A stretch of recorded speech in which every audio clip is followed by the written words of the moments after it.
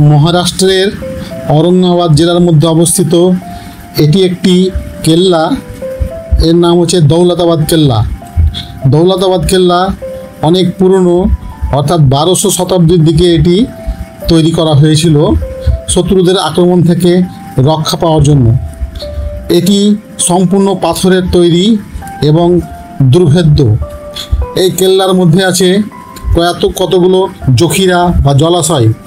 সেই জলাশয়ের মধ্যে থাকতো হিংস্র কুমির। এই হিংস্র কুমির এতটাই হিংস্র ছিল যে শত্রুরা সেই কুমিরের নাম শুনে ভয়ে আসতে পারতো না, বা কেউ যদি আসতো তাদেরকে সেই কুমিরের সেই জলে ফেলে দেওয়া হতো এবং কুমির সেই শত্রুদেরকে খেয়ে ফেলতো বলে শোনা যায়। এই কেল্লাটি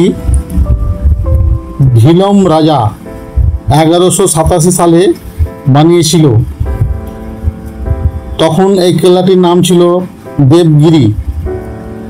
1400 শতাব্দীর দিকে দিল্লির সুলতান মোহাম্মদ বিন তুগলক এই কেল্লার নাম দেন দৌলতাবাদ কেল্লা। তারপর থেকে এটি দৌলতাবাদ কেল্লা নামেই পরিচিত আছে। এই দৌলতাবাদ কেল্লার সামনে আছে চাঁদ মিনার, যেটি অনেক উঁচু, প্রায় 30 মিটার উঁচু টাওয়ার। এটি বানিয়েছিলেন 1435 সালে আলাউদ্দিন বাহমান শাহ। এর ভেতরে আছে, এই কেল্লার ভেতরে আছে অন্ধকার সুড়ঙ্গ পথ, যাতে দুশ্মনরা হতভম্ব হয়ে যাতে আক্রমণ করতে না পারে তার জন্য সম্ভবত করা হয়েছিল।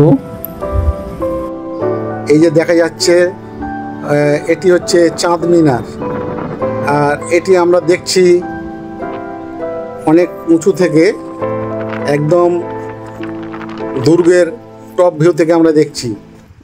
টপ ভিউয়ের উপরে রাখা আছে কামান রাখা আছে, এবং সেই কামান দিয়ে সম্ভবত দুশ্মনদেরকে প্রতিরোধ করা হতো, বা কামানের গোলা ছুঁড়ে দুশ্মনদেরকে ধ্বংস করে দেওয়া হতো। দুর্গের এই উঁচু স্থান থেকে শহরের কোথায় কি আছে না আছে সব কিছু দেখা যেত। দুর্গের মধ্যে নিচের দিকে বেশ কিছু কামান রাখা আছে, যেগুলো প্রদর্শনীর জন্য রয়েছে। ভালোভাবে স্টাডি করলে আমরা প্রতিটি কামানের নাম, ধরন এবং তার বিবরণ জানতে পারবো। ভিডিওটি ভালো লাগলে লাইক, কমেন্ট, শেয়ার করবেন এবং সাবস্ক্রাইব করা না থাকলে অবশ্যই সাবস্ক্রাইব করবেন।